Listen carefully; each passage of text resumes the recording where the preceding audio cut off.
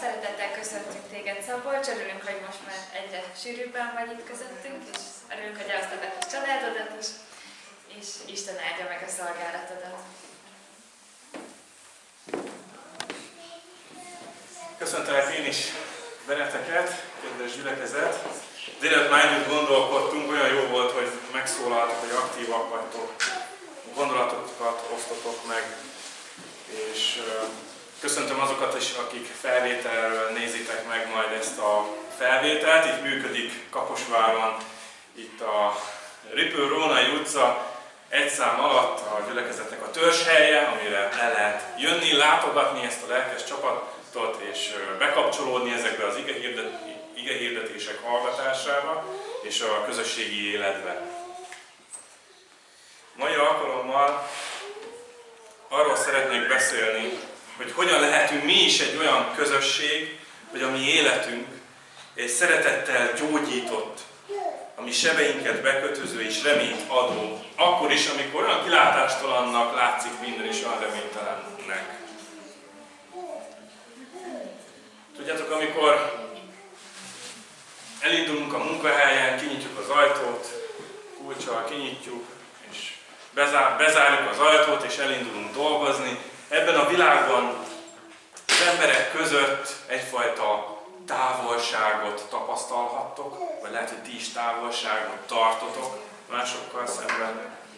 És ezt nem csak kilométerekben mérjük, ezt a távolságot, főleg ahol 10 emeletes panellakásokban laknak az emberek, bezsúfolva, és mégis olyan egyedül.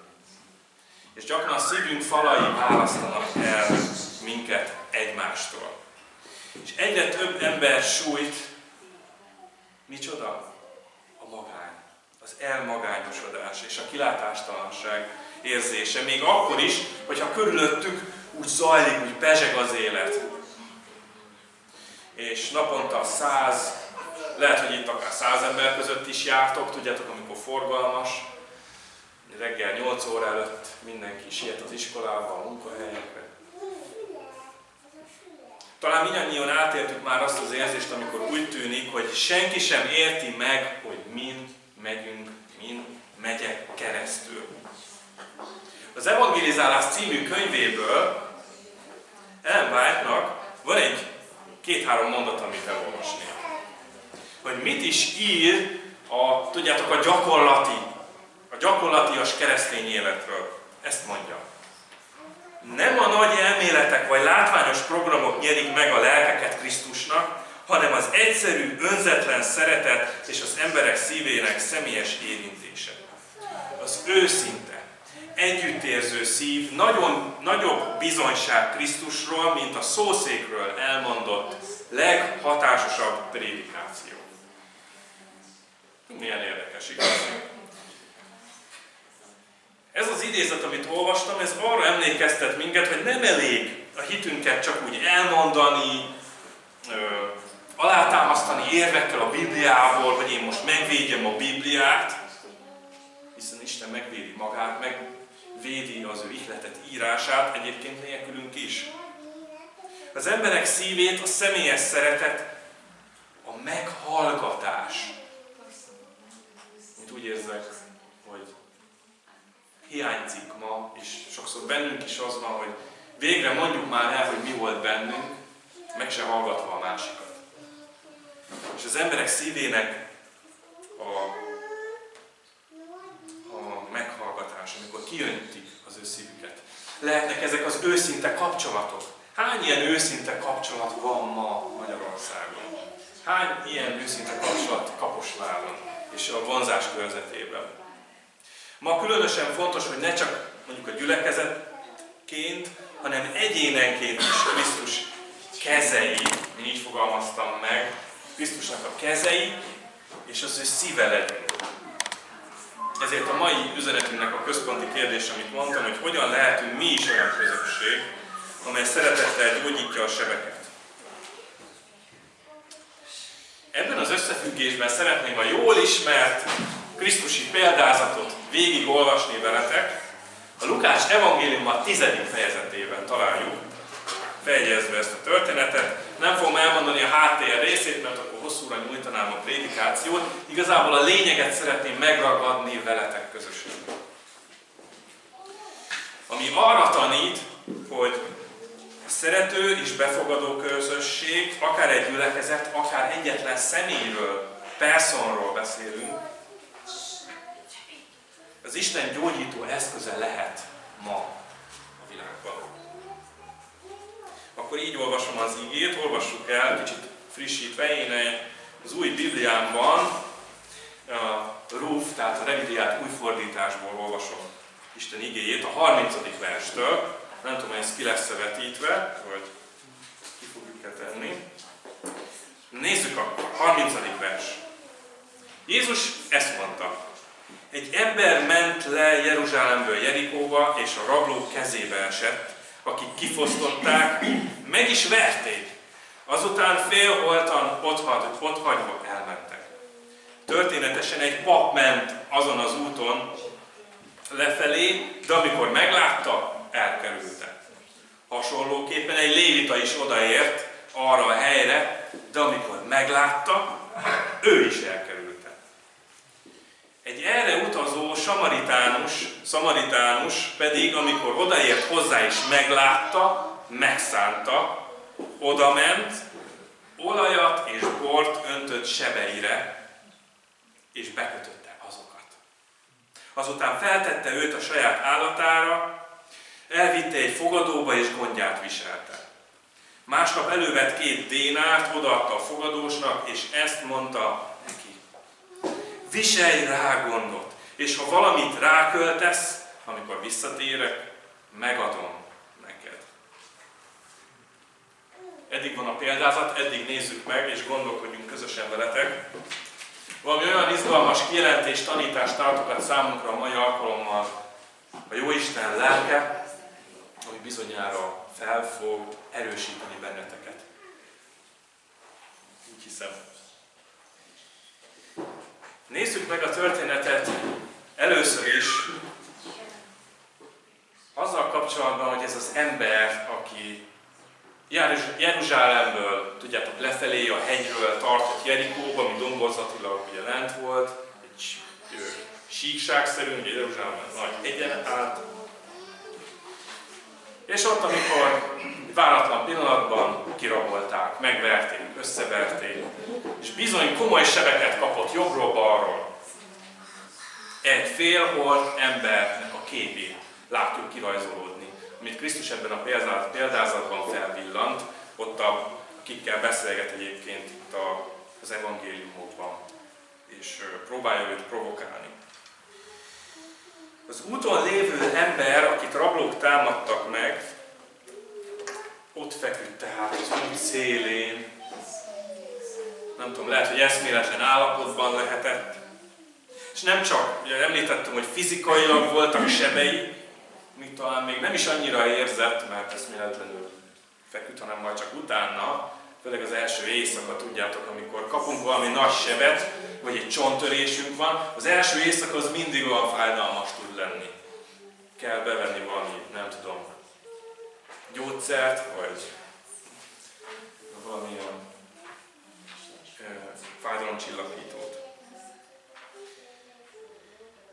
De azt gondolom, hogy a mai lelkiségra terelve, hogy mit mond nekem el az ige, az pontosan az, hogy ma sok ilyen félholtra vert ember fekszik az út szélén, tudjátok. És ez lehet, hogy éppen pont te magad vagy az a személy. Aki lehet, hogy kiszolgáltatottá vált, lehet, hogy magányossá vált, ahogy ott hagyták. És tudjátok, ott van a történetben, fel is jegyzi, mondja Jézus a példázat szerint, hogy először egy pap, aztán egy lévita volt, akik meglátták, ott mentek el pont, és inkább elkerülték. Nem jegyzi fel, hogy mit gondoltak magukban, ez már csak a mi fantáziánk, hogy mit gondolunk bele a történetbe, miért is. Pont egy pap, pont egy, mondhatnánk mai szóval egy lelkész teszi ezt, hogy ott hagyja az embert, akit lát, aki segíthetne, utána egy lévita, gyakorlatilag majdnem ugyanaz. Nagyon érdekes, hogy a görög szöveget, hogyha néznénk, és még nagyon teológusok lennénk, most itt együttes körben, akik végeztünk ilyen főiskolát vagy egyetemet, akkor látnánk rögtön, hogy van egy görög szócska, ami nagyon ismerős, amikor a kórházba betesszük a lábunkat. Például a traumatológia. Erről már lehet, hogy hallottatok, hogy volt ez a kis alatt. Na most ez a szó, hogy sebet kap, úgy verték meg, és ugye amikor a sebeket elkezdi ez a samaritánus meggyógyítani, akkor ezt a kifejezést, a trauma kifejezést használja. Ugye ma a pszichológiában a pszichoterapeuták különböző traumatizált személyekkel foglalkoznak, és képzeljétek el, hogy már nem csak felnőttekkel, vagy fiatal felnőttekkel foglalkoznak, hanem ma már általános iskolásokkal is kell foglalkozni az iskolapszichológusnak. Szóval ez a trauma kifejezés ezt nem csak a testi, hanem lelki értelemben is használja a Biblia, és ez az egész, amit most végig kell, hogy tekintsünk. Ami az életünk során mindannyian átélünk. Lehet, hogy mindannyiunk már átestünk egy ilyen traumán. De aztán az idő annyi minden eltelt, tudjátok, úgy pörög az élet, hogy egyből föl kell kelni, amikor az ember kiír, amikor az embernek föl kell dolgozni azt, hogy mondjuk egy vállást, vagy föl kell dolgozni egy szerettének, egy közeli hozzátartozójának az elvesztésének a fájdalmát, és jön az első karácsony, vagy az utána lévő karácsony, érzi a hiányát, fájdalom. Fájdalom, erről beszélni lehet a családban is, a testvér és a gyerekek között. Annyi minden trauma érhet bennünket, és ott vagyunk, érzük ezt a magányt, amikor ott vagyunk az út szélén, és még a pap sem segít. Vagy a lévita, akinek ott kellett volna lenni, és csalódnak emberek az egyházakban, vagy csalódnak a gyülekezeti testvéreink, bennünk akár a gyülekezetben, vagy a lelkészben csalódnak, vagy az egyház vezetésben. Ez lehetne akár a csalódások traumája is.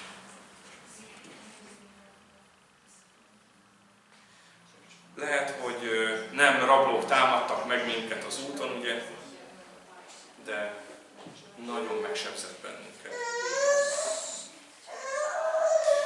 Az úton lévő hagyott félholtra vert ember története még arra hívja fel a figyelmünket, hogy minden élethelyzet ezzel szemben, és most figyeljetek, misszió terület lehet. A rablók által megsebbezett ember nem válogatta meg, hogy ki jöjjön érte, ő egy esélyt várt még ott félholtan is, egy lehetőséget a megmenekülésre.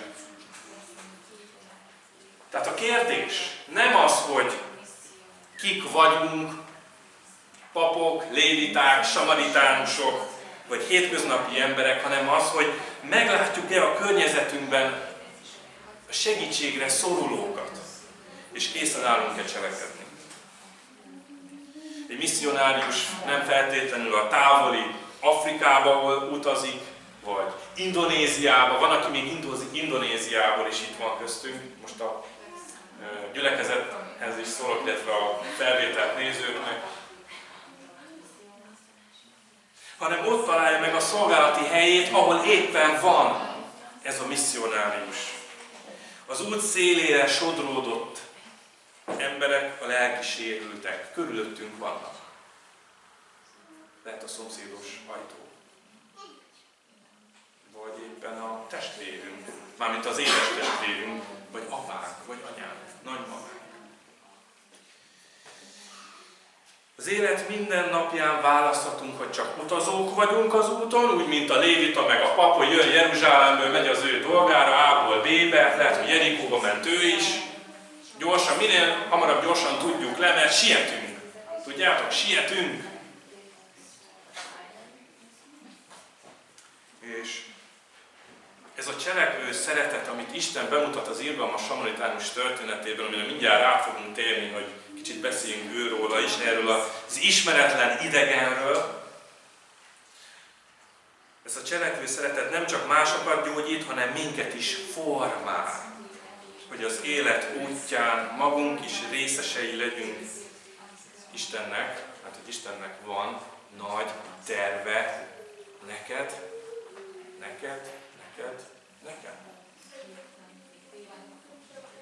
Térjünk vissza tehát a szövegünkhöz, mert vannak különlegességek, jelképek. Tudjátok, a példázatokat nem úgy értelmezzük sokszor, hogy szó szerint, hanem vannak bizonyos rejtett mélyebb, valahol a bányában mélyen lent az elrejtett kincs az igének, és ezt próbáljuk meg kinyerni belőle. Nézzük akkor ezt a samaritánust. Ott jön ez az ismeretlen személy, és amikor odaér, látja ezt az embert ott a föld szélén, azt mondja az ige, meglátta,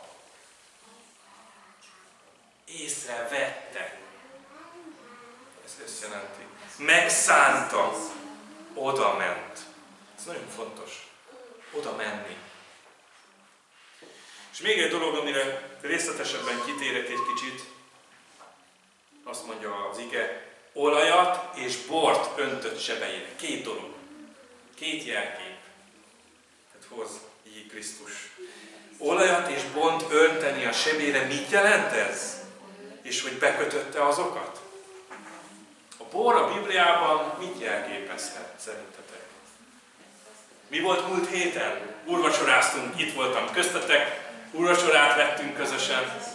Ez a Jézus vére jelképesen, természetesen, amiben mi részesülünk.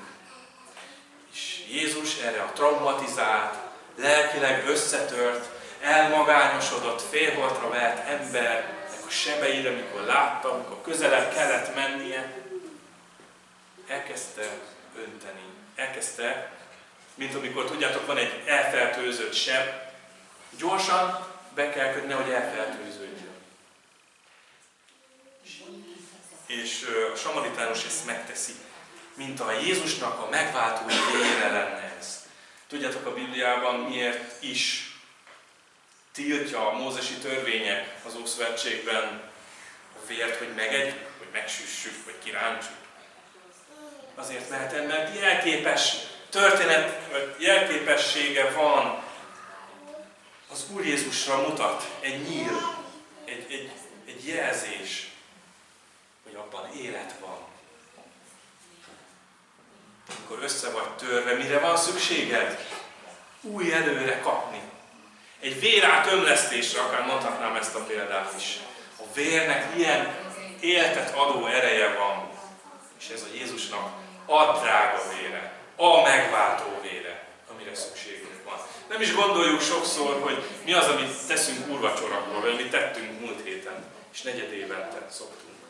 Milyen nagy jelentősége van ez bibliailag. Még egy dolgot tesz ez a samaritánus. Az olajat veszi. Mit jelent az olajnak? Segítsetek? Hangosan is mondhatjátok. A Szentlélek. Van ilyen példázat a Krisztusnak, ami konkrétan erről szól szinte. Ráadásul még profétikus is. Az olaj a Szentlélek szerepére utal, az ő gyógyító erejére. Az irgalmas samaritánus által használt olaj a Szentlélek gyógyító és vigasztaló erejét szimbolizálja, amely begyógyítja a lelki sebeket. És enyhíti a fájdalmat. És megváltói vér, azt tudjátok még mit is jelent? Erről is mondok egy fél mondatot, hogy meg tud tisztítani. Van egy ilyen képessége. Meg tud bennünket mitől tisztítani? A bűntől. És ez új életet ajándékoz számunkra. Még egy dolog van még az igében, amire nem sokszor foglalkozunk, úgy általában. 2 dolog van, nem tudom melyikkel is kezdem. Talán a másikat hagyom, az egy kicsit izgalmas a végére, még föntartsam a figyelmeteket. Jézus, és gondolom szerintem kitalálhatjátok, hogy Jézus kire gondolhatott ebben a példázatban, amikor az irgalmas samaritánus így bemutatta ebben a történetben? Jézus az irgalmas samaritánus ebben a történetben. Ő az az ismeretlen Isten, akiről Pál apostol az apostol cselekedetében az Areopágoszon, azon a helyen, ahol értelmiségi filozófusok ott álltak, és alig várták már, hogy mondjon, vagy jöjjön valaki, és mondjon valami érdekeset. Ő volt az az ismeretlen Isten, akire Pál is utalt. És sokszor sok embernek, és az a legmegdöbbentőbb néha, hogy lehet, hogy számunkra is ismeretlen még az Isten. De ettől függetlenül ő jön, amikor a legnagyobb szükségünk van rá. Ő az irgalmas samaritánus. Benne van a nevében, irgalmas Isten, irgalmas idegen Isten. Ő az, aki odalépett hozzánk, amikor a mi bűneink miatt, tudjátok, el voltunk veszve. Vagy amikor most terheltek vagyunk, sérültek. Valami miatt stresszelünk mostanában. Lehet, hogy az is közel játszhat, ami miatt nem tudunk úgy teljesíteni. Tudjátok, van a stressznek egy jó képessége, hogy bizonyos helyzetekben az adrenalin szintünk olyan, hogy amikor válsághelyzet, krízishelyzet van, akkor a szervezetünk úgy reagál rá. De amikor hosszú távon elnyúlik, ez éveken keresztül, akkor megjelenhet egy szívbetegség, egy vérnyomás probléma, ingadozás. És ezt az Isten jön és gyógyítani szeretné a mi életünkben. Megtalálni a gócpontot legalábbis.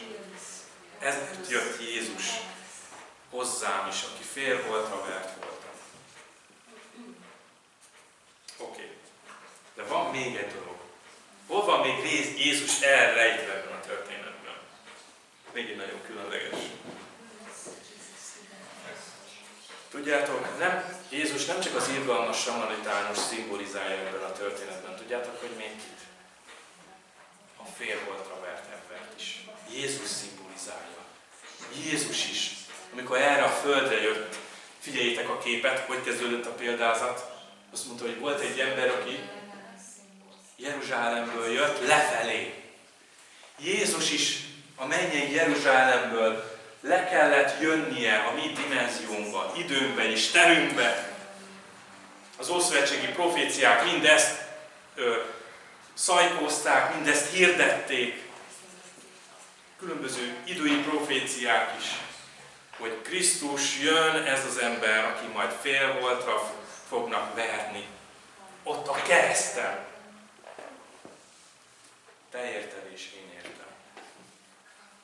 Jézus nem csak az irgalmas samaritánus, hanem ő a félholtra vert ember. Ez Ézsaiás könyve 53. fejezetéből egy versben csúcsosodik ki. Figyeljétek! 53. fejezetben olvassuk, hogy ő az, aki megsebesítetett a mi bűneinkért, megrontatott a mi vétkeinkért. És folytathatnám tovább az igét. Mind Jézusra mutat. Ő is átélte azt, ami nekünk át kellett. Bizonyos értelemben. Egy levegőt szívott velünk. Egy vizet ivott. Ugyanúgy poros volt a lába. Ugyanúgy lehet, hogy sírt kiskorában. Ugyanúgy nevetett gyermekkorában és felnőtt korában. Amikor a kánai mennyegzőn, tudjátok, azt a csodát tette, megszaporította a tönnőkbe lévő bort. Ő is úgymond mulatozott ott azzal a házaspárral, ahol meghívták, hiszen ő volt az értelmi szerzője, a férfi és a nőnek a szerelmi, szenvedélyes, tartós kapcsolatának.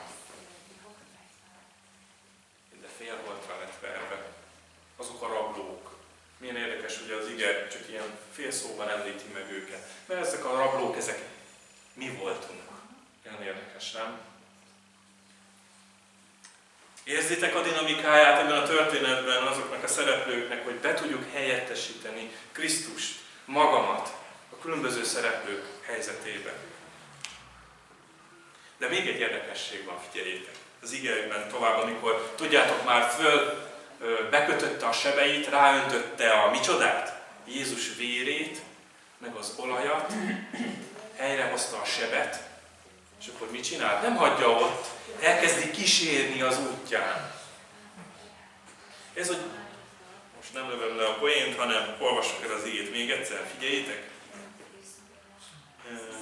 Azután feltette őt a saját állatára, szamarára, nem tudom, elvitte egy fogadóba és gondját viselte. Egy fogadóba, vagy más fordítás szerint vendégházban. Na mi lehet ez a fogadó, vagy ez a vendégháznak a szimbóluma? Szerintetek? Az egyház, a gyülekezet. Az irgalmas samaritánus tehát nem csak az azonnali segítségnyújtásban vesz részt, hanem gondoskodik arról, hogy a sérült ember biztonságban legyen és felépülhessen. A gyülekezeti közösséget szimbolizálja ez a fogadó, ahol otthont ad a gyógyulni vágyónak, és hosszú távon gondoskodik róla. A gyülekezet az a hely, ahol az emberek találkoznak. Mivel találkozhatnak? Isten szeretetével. Emlékeztek, mondtam az elején, hogy legyünk Isten keze és Isten szíve, Krisztus szíve.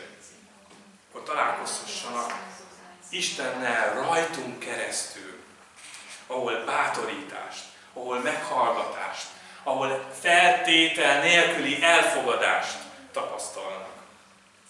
És tudjátok, még ha nem is így érzitek, mert nem érdeklődnek az egyházak, az Isten iránt az emberek látszólag, de érzik belül, hogy szükségük van egy olyan hiteles helyre, egy olyan befogadó közösségre.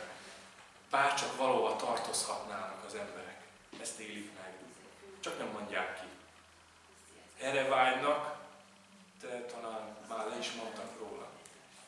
Ez a mai modern társadalom, posztmodern társadalom, bocsánat. Még egy dolgot mond, és miért vagyunk mi adventisták, miért vagyunk mi Krisztusvárók? Hangzik egy szó a példázatban, figyeljétek, azután nem másnap elővett 2 dénárt, odaadta a fogadósnak, és azt mondta neki: viselj rá gondot, és valamit rá még költesz, amikor visszatérek, megadom neked. Jézus vissza fog térni. Az az irgalmas samaritánus, aki egész életünkben lehet, hogy többször leszünk félholtra verve, vagy csak elbukunk, elesünk, megbukunk egy kőben, akkor Isten jön majd bekötözni. Hozni az ő olaját, hozni az ő vérét, helyre igazítani bennünket. És azt mondja a példázat, visszatér majd végül. Egyénileg lehet a saját életünkben, ha nem érjük meg Krisztusnak a szemmel látható eljövetelét, amiről a Jelenések könyvében olvasunk, és lehet, hogy az életünknek vége szakad, de akkor annak a személynek már eljött Krisztus az életébe, mert várja majd a feltámadás. Őt a feltámadásnak az óriási, hihetetlen, de igaz ígérete. Vagy meglátják még életükben Krisztus eljövetelét. Ahogyan az irgalmas samaritánus ígéretet tesz, hogy újra eljön és befejezi a segítségnyújtást, ahogy a fogadósnak odaadja, gondoskodik róla, ez a gondoskodó cselekvő szeretet. Ezt próbáljátok meg, sokszor fogom emlegetni majd a közeljövőben. Istennek a heszed, a cselekvő szeretete. Figyel rá, és segítséget nyújt bennünket, hogy Jézus majd visszatér, és beteljesíti a megváltói munkáját végérvényesen, és végső győzelmet hoz. Amikor arra gondolunk, és most közel jövünk a felhíváshoz, vagy a lezáráshoz, hogy Jézus a félholtra vert ember, aki a mi bűneinkért szenvedett, akkor látnunk kell azt is, ugye, hogy ő az irgalmas samaritánus. Ő nem csak segített, hanem teljes mértékben magára vette a mi fájdalmunkat. A kereszt és a visszatérés ígérete az a két biztos pont, ami az életünket irányítja. Ez lehet, ami motor a mi életünknek, ami járhat, ami működhet. A megbocsátás és a végső gyógyulásnak a reménysége. Ami Jézus visszatérésére várunk, az ő szeretete és irgalma az, ami erőt ad. És tudjátok, így lehet egy új közösséget formálni, így lehet egy új világot is, vagy ha szeretnénk a városnak a vér áramába is becsatlakozni, tudjátok, akkor lehet egy kicsiben egy új világot építeni, együtt, ahol ő, Isten, a gyógyító, és ő uralkodik, és osztja a lelki ajándékokat, a szolgálatokat. Isten áldjon meg bennünket, és hiszem azt, hogy megáldja továbbra is a napunk folytatását, hiszen itt leszünk még egészen estig, ahol hívhatjuk a barátainkat egy társas alkalomra, ahol jót tudunk társalogni, vidáman játszani, és még